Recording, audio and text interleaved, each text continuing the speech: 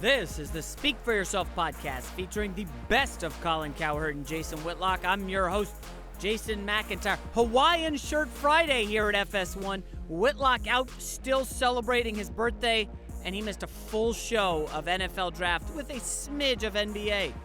Colin and I break down why the Bears trade up to get Mitchell Trubisky at number 2 was an unmitigated disaster. I can't believe it, but I actually find myself defending the Cleveland Browns draft moves. Hall of Famer Chris Carter tells you why he likes the Chiefs drafting Pat Mahomes 10th and why it's a great fit with Andy Reid and KC. Spirited debate on the set about whether or not Deshaun Watson going to Houston is going to fit. Eric Mangini is very curious. You got to listen to his answer. And finally, interesting discussion. Christian McCaffrey, Leonard Fournette, they both skipped bowl games and they didn't drop at all in the draft. Is that going to become a trend next year in college football? Ready for Speak for Yourself? Take it away, Colin Cowherd. Hello and welcome. Whitlock's out today, back Monday, so the founder of the big lead, Jason McIntyre, is here. Former NFL head coach, 2 times Eric Mangini, Hall of Famer Chris Carter. We start a little bit of a shocker at the NFL draft. Even in Chicago, the Bears made a surprising move early. They trade up from number 3 to number 2 to draft Carolina quarterback Mitchell Trubisky. Meanwhile, by trading away the number 2 pick, the 49ers receive a 3rd and 4th round pick, a 3rd round pick in next year's draft. And they also got the number 3 pick, meaning they had to wait a whole 15 minutes to make their first pick. All right, Eric, Coach, let's start with you. The Bears clearly gave up something to draft Trubisky. To you, is it a mistake? No. If Chicago felt like Trubisky was their guy, then you go get that guy. And we talked about this with Cleveland. If Cleveland felt Trubisky was their guy, they should have taken him first overall. But it doesn't feel like they did. I disagree. I think that they felt like he was their guy, but they could get him 3 or 4 picks later. They were trying to have both Myles Garrett and Trubisky. And the issue with that is you don't know what the other teams are going to do. You can't guarantee what they're going to do, but Chicago wasn't going to leave it a chance. So they give up what they need to give up to go get Trubisky. I mean, I look at this and I think to myself, Chicago has not done the quarterback position right, and they have a defensive head coach, John Fox. I don't know cars, so I lean on a mechanic. He knows cars. San Francisco's got Kyle Shanahan. They desperately need a quarterback. They passed on all these guys. Say what you want about Hugh Jackson. He didn't win last year, but he knows quarterbacks, and he passed on him. 2 franchises desperate for a quarterback had him. Didn't have to give up anything. Had him.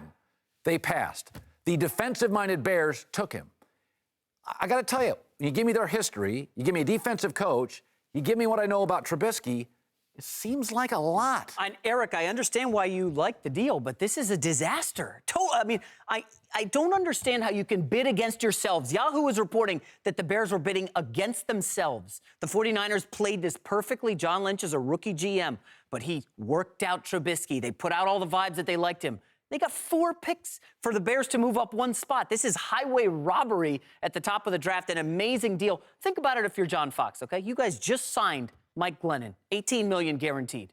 He's a 62-year-old coach coming off a 3-win season, and now you're bringing in Mitch Trubisky? What's the game plan here? What's the window to compete in a division with Aaron Rodgers, Matt Stafford? There's just no hope in Chicago. Here's what I really respect about this. Chicago had a quarterback problem, and they aggressively tried to solve that problem.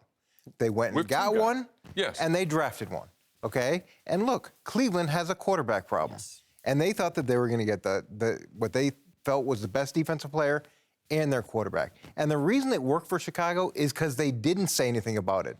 They didn't give out information, so Cleveland thought they could still get that guy, and then Chicago jumped him. Right, and I would stay away from saying it's a disaster because in the room, Eric, you know, you might have more love or infatuation for a player than others do, regardless of what they think about him. If you love him and his skill set fits you, you like his temperament, then the picks are worth it. Like if this is your guy, Colin, then it justifies the picks because this is what it takes to get your guy. Now, is it a risk? Yes, but a calculated risk.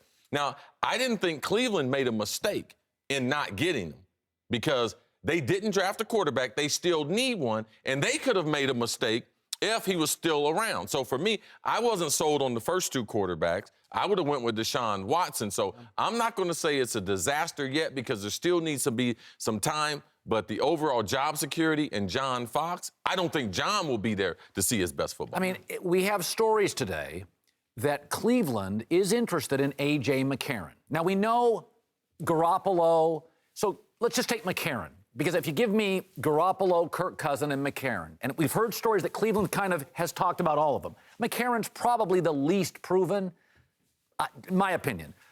If you think McCarron is more valuable than the current crop of quarterbacks, and we've seen him play in this league, it tells me that Cleveland didn't like these quarterbacks. Well, maybe they didn't like him, but they could get McCarron today for a second or third round pick. Like, that could still happen in today's draft. Like, they could still get a quarterback today. They've got a ton of draft picks. They're talking about this because they didn't get the guy they wanted. Look, there was so much information coming out there on their interest in Trubisky. It's hard for me to believe that it was all made up. Okay? And look, I get your analogy, too, about mechanics, and there's some bad mechanics. And there's some mechanics that miss problems in your car. And there's a lot of good coaches that missed on Tom Brady. There's a lot of good quarterback evaluators that missed on Dak Prescott. It happens. So we can't say this is a disaster. We can't say that this is a failure until about 2 or 3 years from now when we see what these guys do. Let me just one last point, Eric, on why I think it is a disaster. Again, you're giving up 3 picks to move up 1 spot for a guy who has 2 wins in his 13 starts, against ranked teams. As Chris said, Deshaun Watson, he beat 3 playoff. He has 3 college football playoff. We don't know if college translates to pro. We never know that. But it is giving up in the NBA. When Carmelo goes Denver to the Knicks, he forced the trade. Knicks had to give up 3 players to get him had they waited. It's never good to give up picks. No one is good to give up picks if you hit on the guy that you took. Yes. When my first year or my second year in New York, we traded up with Carolina and we gave up a pick to take Darrelle Revis. It was worth it to give up that pick. I feel really good about that. To a team that also pulled off a surprise last night. Now, a lot of people were sure the Browns would draft a quarterback, but even though Cleveland made 3 picks in the first round, none were quarterbacks. With the number 1 overall pick, they drafted defensive end. They later added safety Jabril Peppers, and then a very good tight end from Miami, Robert Good, David Njoku. So, Chris, will the Browns, 3 picks, no quarterbacks, regret that in your opinion? Well, I don't think they're going to regret the first pick. I believe Myles Garrett, I believe he'll be a great player. Their second pick, Peppers, he's a man without a position. So with the lack of practice time, does he play linebacker or does he play safety? If you look at the numbers, when he played in coverage in the college, he gave up a lot of receptions. It was in pass coverage 21 times, gave up 20 receptions, and on the 21st time, they dropped the ball. Now, as far as a tight end, he's a good player. Now, he's a good player without a quarterback. So 2 of your 3 picks, they need other things around them to make them better. So were they successful? They got 3 good players. They need a bunch of players. But that franchise is still going to be the Cleveland Browns until they get a quarterback. All right? Somebody once told me this, you never regret the house you didn't buy. So if you didn't get a quarterback, you can't regret not taking one. When I moved out to San Francisco, I should have bought a house in San Jose because those property values are up 176% since the day I got there. Now, I have some other houses that I regret buying, okay, but I really wish I had bought a house there. So you think they're going to regret this? Well, did they regret Carson Wentz? I don't know on Carson Wentz yet. We'll know again in 2 or 3 years, but that's the first quarterback that they could have had, right? And we're not sure what's going to happen with this crop. We'll soon see, but this pick is going to be compared to a group of quarterbacks, not just the ones this year, but also the ones last year. I can't believe I'm going to defend the Cleveland Browns, but Colin, we've seen what the 76ers have done in the NBA. Daryl Morey with the Rockets as well, compiling assets, draft picks that you can then flip into stars. They got 2 first-round picks next year, 3 second-round picks. You can stockpile. If you don't get that number 1 pick, you can trade up. You've got options. You can trade for Kirk Cousins. You could trade for Jimmy Garoppolo. Cleveland's actually in a pretty decent spot. You can also draft more garbage to put with the other garbage that you drafted in the past. And listen, they've whiffed on a lot of picks, Chris. But again, would you not rather have options, or would you just whiff on 1 pick? Well, we got to stop with the fantasy football thing. We got to stop with, like, they can get Kirk Cousins, they can get Jimmy Garoppolo, they can get this guy. That's not true. You need someone that's willing to trade with you in order to have a trade. What happened yesterday? The best quarterback, Trubisky, is from Cleveland, Ohio. Yes, he is. If you have those picks and you need a quarterback, it's also about selling tickets. All right? They clearly weren't sold on him, right? Oh, well, They weren't. The Bears were. they tried to pull off something. They tried to get the defensive player. Both. Thank you. They tried to get smart. So you really believe Cleveland, like Trubisky, rolled the dice and whiffed? Yeah, I think they thought that they were going to get both players. Mm-hmm. I think Chicago did a great job of not showing their hand, which is critical in the draft because people will jump you if they know what you're going to get and they want the same thing. Chicago, look, it may not work out in Chicago, but I respect the way that they did it, and I respect the secrecy that they had in order to get the guy they wanted. What if I'm Cleveland, and I'm sitting here thinking, listen, Paul DePodesta, it's his second year. He thinks, I got another year or two. And next year's class is loaded, and we're going to be bad. They know they're not going to win 9 games next year. No, absolutely. And they're saying to themselves, I got 2 kids in L.A. in college football that are good, that we think are really high-end guys. And maybe Cleveland said, why not build the infrastructure? Yep. Why not get the tight end? Why not get the pass rusher? We just don't want to commit to a guy that we think is significantly worse off than Sam Darnold, Josh Rosen, or maybe a Garoppolo. And are they even a Mitch Trubisky away from being good next year? I mean, Well, he's not the difference between them being 2 why would wins you and commit 7. to somebody if you think you're a year away, and I've got a contract, I'm a year away from elite guys? Look, those contracts can become severance payments pretty quickly. Okay, and I understand you're a year away, or you've got a long-term contract, or you got those contracts are all written in pencil. And if you don't show some sort of progress, and you don't show that you're solving the biggest problem, which has been the quarterback problem, or at least have a plan to solve that, it gets to a point where the owners are like, maybe someone else can solve that. So in Chicago, your belief is at least John Fox can say, I've got a solution here. No. Yeah, 2 solutions. They're hoping to have it. They threw maximum resources in free agency and the draft at their problem. Now let's see if it works. But they did throw money at the problem. All right, welcome back. Jason McIntyre, Eric Mangini, Hall of Famer Chris Carter here to some more surprises from the NFL draft. The Chiefs moved up 17 spots to draft Texas Tech quarterback Patrick Mahomes, who had more passing touchdowns than any FBS quarterback over the last 2 years. But here's why it's so surprising. Only 2 quarterbacks have been selected in the first round by any Andy Reid coach team, Mahomes and Donovan McNabb, who was drafted 2nd overall in '99. All right, Mac, was this a smart move by the Chiefs? I thought this was the worst move of the first round, Colin. Before you guys jump in and kill me, we're talking about an Andy Reid team that was 12-4 last year. They've been to the playoffs 3 out of the last 4 years. They're in the mix to go to the Super Bowl from the AFC. You had them in the herd hierarchy 8th at the end of last season. I looked it up. Why would you draft a backup quarterback who Andy Reid called a project, who's at least 2 years away? They could have stayed put, taken Dalvin Cook, maybe even the risk of Joe Mixon. They could have added to that offense, which could do nothing in the postseason against Pittsburgh. I thought this was a disaster for the Kansas City Andy Chiefs. Reid was Brett Favre's first coach. Okay, Andy Reid is sitting on, in my opinion, maybe the most talented roster, not the best, but just the most talented roster. Andy Reid looks at it and says, not a lot of guys here can make my team. I got to face Derek Carr twice a year for the next 7 years. I'm in the toughest division. I need special at quarterback. Okay, John Elway knows what he's doing. Derek Carr, Phillip Rivers, Andrew Luck, Mariota, Brady, Big Ben. I look around. I need special. You know who wins the AFC? A lot of times the NFC is won by the best roster. The AFC is won by the best quarterback, and I don't have a special quarterback. So you like this move? I think Andy Reid looks and says, we're too good to get a top 8 pick. This kid is the liveliest arm over the next 2 or 3 years. And you know what? Andy Reid is like Warren Buffett. If he tells me to buy a stock, I'm in. Andy Reid knows quarterbacks. Every quarterback that's played for Andy, they leave Andy, they're not as good. Yeah, I like this pick, and I like this player. When you watch him on tape, his ability to push the ball down the field, his accuracy on deep balls, and look, there's a lot of unconventional things in an unconventional offense, but he's able to throw off his back foot and awkward better than some guys with perfect technique are able to throw the ball. I thought in a West Coast system, that gave him his best chance to be successful, and I think the Favre comparison is fair. I think that's what Andy Price saw a little bit of. I like his overall ability.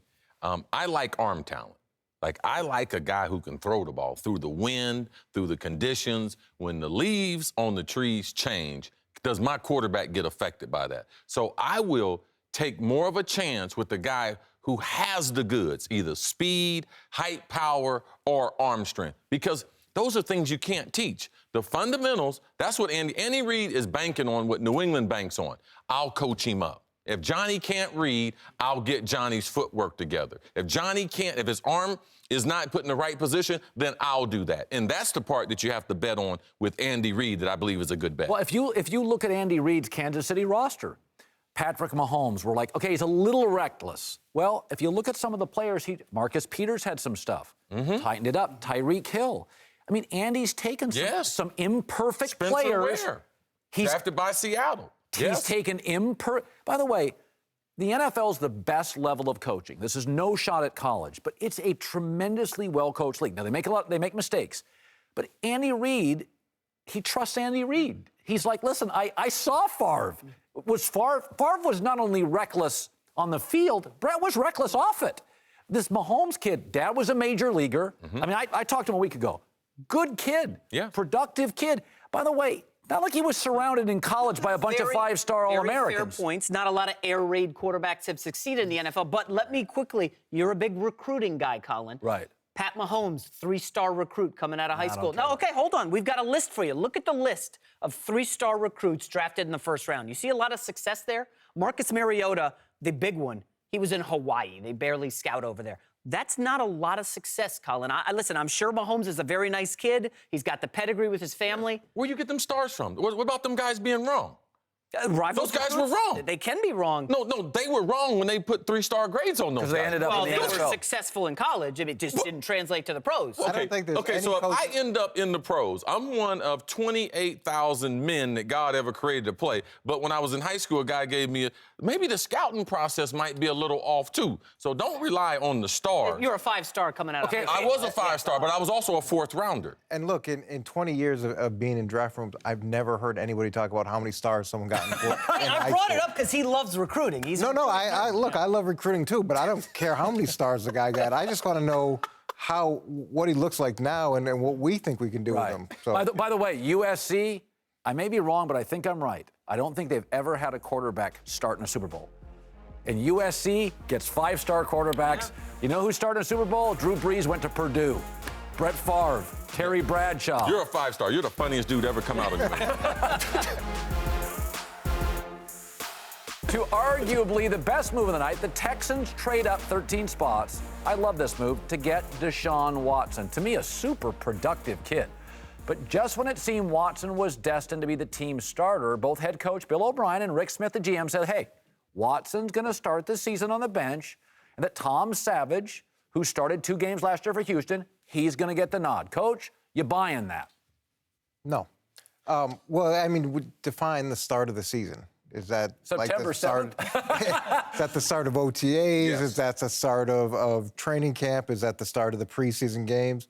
When you draft it, and it's smart by Tom to say this because you don't want to put undue pressure on the player. Give him a chance to come in, give him a chance to compete, back everybody off, and that's what you want to do. But in your heart of hearts, you're drafting that guy with absolute expectation that he'll develop, he'll be the guy, and he'll be the starter day one. You know, it's interesting with Deshaun. I was saying this earlier. In a perfect world, the way the world would work is if you work hard and you're willful and you're productive, you are rewarded. Whether or not he works, in a weird way, Deshaun Watson won the draft. He is warm weather, offensive-minded head coach, terrific perimeter weapons, a defense that keeps you mostly in games, not a ton of pressure. And I got to be honest, that division is kind of up for grabs. Old Mitch Trubisky's got Aaron Rodgers, a perennial winner, cold weather, a defensive head coach. Like, I sat there last night, and I'm like, this is the way it should work, is that Aaron Rodgers dropped 2, and a lot of guys who drop, they make their money on their 2nd and 3rd contract at quarterback, like Drew Brees and Russell Wilson. Look, I'm taking a little bit of offense to this offensive, defensive head coach thing. This was the same team that paid Brock Osweiler a lot lot last year. So we can't say that they're just hitting it out of the park with the quarterback. Oh, jeez. Come on, this is a huge I'm just saying, like the offensive head coach and defensive head coach. Let's not forget what they did a year ago. I'm just saying that this was the case, just a year ago. So, as smart as everybody is, look, it's a little bit of a crapshoot when you're dealing with human beings. Are you surprised that despite all the evidence, I mean, again, I've been watching quarterbacks forever. I'm not a coach, but he didn't have a great arm. Are you surprised that the guys went ahead of him?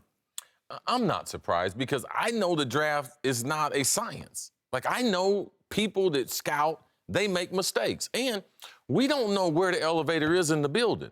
If a kid comes from Alabama, the building's 20 stories. He's on the 19th floor. Now, these other kids at the building 20 stories, they might be on the second or third floor. Like Patrick Mahomes. And that's the part that we miss. There is no science to this. I believe he's about halfway through his development. The building's 20 stories. He's about on the 9th or 10th floor. And I saw that based on what he did against NFL defenses, NFL players, twice against Alabama. Well, you said this earlier, that sometimes Alabama players come out, if not perfectly ready, I'm not sure the phrase you used, but they've topped. They've almost reached their peak because that program is very similar to a pro program. So those guys are having the best offseason program, the best strength and conditioning, great level of coaching. They've got all those advantages. So when you get them, you're not going to see a huge jump. Their potential has been close to being maximized. And that was a story for me in New York with a lot of those Ohio State guys. You think they're going to jump, but they're already at that level. So you give some guys with a lower level of comp or maybe not as developed a system the benefit of the doubt because they've got the chance to grow. You know, a really interesting thing, I wrote a book years ago and I studied this, and what was fascinating, that right now in the NFL, there's not a starting quarterback from USC, Texas, Alabama, Ohio State. North Carolina State got a couple. Yeah. Is that college quarterbacks, to your point, that aren't surrounded by often great players, right, that have to elevate teammates like Patrick Mahomes. Now, Clemson's obviously got good players, but I think sometimes we look at these major programs, and to your point, when you're a quarterback at a Texas, USC, you don't get touched. Matt Leonard got hit 11 times his last year at USC. Patrick Mahomes was running for his life. So, I mean, to me, the quarterback position is very interesting. I think when I look at Deshaun Watson, I'm like, I see a lot there. Yeah, I think he's ready to start. I wrote on the site today on the Big Lead, I believe he can have a Dak Prescott-like impact on the Houston Texans. Like you said, the receivers are there. They got even Braxton Miller, a nice Swiss Army knife who can be used every way. The offensive line's good, not as good as the Cowboys, of course, but the defense can help keep them in games. This is a Texans team with Watson that's going to be playoff-bound, Coach. But the great thing about him is even if he's a little confused on the reads or if things break down, he can hurt you with his feet, and he can hurt you badly with his feet. And I think, to me, that's a special trait that he has. The intangibles that I've heard about him, those have all been really positive. I'm excited to see him in this system. And this is a system I know and I've coached against. I want to see what he does in that system, and I think he's got a real chance to be successful. A producer talked to me. Did Carson Palmer play in the Super Bowl? Nope. He didn't, did he? Kurt Warner did. Yeah, but he's not a USC guy. Yeah, no. Nope. How many stars did he get in high school? Oh, no. All right, last night we also saw another first since 2005. 2 running backs drafted in the top 10. We saw the Jags take LSU's Leonard Fournette. Boy, he's a pounder. The Panthers picked Stanford's Christian McCaffrey, kind of a Swiss Army knife. As you might remember, both players took a lot of heat for, oh my, sitting out of a bowl game. All right, Jason, doesn't the fact they were drafted this high, we should throw in Jabril Peppers sat out of a bowl game. Yep. What does it tell you? Yeah, these exhibition bowl games, and that's what they are, guys, exhibitions. Unless you're in the playoff, it doesn't matter. It makes sense to sit out. And I go back, Jalen Smith, the Notre Dame linebacker, you remember that? Against Ohio State, tore up nerve damage in his leg. He may never play again. And I wrote right after that on the site, I wouldn't play if I was an elite potential top 10 pick. I would not play in a bowl game. It's an exhibition. Thank God you didn't make him a 5-star because thank God. Well, that's the thing. Jalen Smith was a 5-star. He was destined to be an NFL star. Now, the Cowboys have him. He may still play. But, Chris, tell me these 2 or 3 other games, names. Tell me 2 or 3 other names guys have gotten hurt in a bowl game that changed their career. Well, there may not be examples, but the risk, is it worth the reward? Well, I'm just going to, as a fan of college football and a fan of college coaches who run their system, I don't care about the guy going pro. I care about that last game and what it means to that program. To me, it means more. That university made a commitment to you for 4 or 5 years, through good or bad. Now, you deserve the other players that got to play in that game. If you're a teammate, now why are you off the team? Now, why are you off the team? Because you didn't play? Well, that's the thing. Jalen Smith was a 5-star. He was destined to be an NFL star. Now, the Cowboys have him. He may still play. But, Chris, tell me 2 or 3 other names guys have gotten hurt in a bowl game that changed their career. Well, there may not be examples, but the risk, is it worth the reward? Like, them playing in the bowl game, it didn't help them. But the general managers, to your case, it didn't hurt them. So me, I'm a true college guy. I called Urban Meyer. He said, oh, yeah, I'm all for it. No problem. None of my kids better not do that. Well, they're in the playoff every year, so that's a tough example. But look, when you're evaluating these draft prospects, look at some of the things we've dealt with: diluted samples, domestic violence, rape, and there's all kinds of issues that you have to sort through with players, and you're trying to get to the spot of who is this person. So, in the grand scheme of things, him skipping a bowl game being the biggest issue, that's relatively small comparative to some of the other things that you have to navigate through with some of these players. Okay, so I was just a high school athlete, so I can't identify with Chris, but let me defend the athlete. We used to have 20 bowls. 20 years later, we have 41. We got bowls now in cities that don't want them. Miami Bowl is going to move somewhere else. They may still call it the Miami Bowl. It may be in, Nevada. Couldn't I argue that if you're a dominating Leonard Fournette or Christian McCaffrey and you carried a program for 3 years and you're going to a bowl now that didn't exist 8 years ago, it is a money grab for administrators wearing, their Gator Bowl outfit, that you're like, listen, I gave you everything. If you're a dominant player, you shouldn't be playing in the Gator Bowl. It's college football. They should have won 10 games. So part of that's his responsibility as a dominant player. That's why you're the dominant player, to build carry in college football. So part of your lack of having a great year led to you playing in a bad bowl. That's your responsibility. When we get to this point, it really does start become about business. And I have a hard time taking the stance, but I actually understand where those kids are coming from. They're about to go into a place which is business, and they're protecting their best interests. There is a huge volume of bowls. I think I'd have a real problem with it if it was the playoffs. Oh, no, I would be furious if it was the Rose Bowl or a playoff game. Adoree Jackson in the Rose Bowl got injured. Remember, he turned his ankle. It looked really bad. I mean, here's a highlight right here. It's called football, man. There's a good chance you might get hurt. Certainly, without question. Of course, now, it looked like he could have fallen out of the first round if he had a severe injury. He still went, I believe, the Titans at 18. He's okay. Chris, you know players. Do you believe this has a ripple effect? That kids watch this and go, well, the NFL draft, the GMs don't care. Well, this is the thing. Most players don't have the luxury of knowing they're a first-round pick. Okay. Like Peppers, like the two running backs, or the three guys. So you don't know that. Depending on the coach, how would you like to go? Nick Saban and them, they didn't make the playoff. I go in his office, hey, coach, I'm thinking about skipping the bowl game. How's that going to go for the kid? Dabo Swinney, say they don't make the playoffs next year. A kid from Clemson comes in there to his office. How does that play out for Dabo? What if he laid out the argument that Mangini just did? Hey, man, coach, I had a great time, but this is a business. I got a bright future ahead of me. Is it cool if I skip the bowl game? When I came into your living room, you told me you'd be here until after the bowl game of your junior or senior year. And I won you a lot of games. That's what you signed on. You didn't win me a whole bunch of games. We've been winning games here for 100 years before you showed up with your 3-star self. But in fairness to the athlete, there are a lot of examples of coaches taking jobs when they said they were going to be there and saying, look, I'm sorry we did this, but this was in the best interest of me and my family. And by the way, Coach, when do college coaches bail?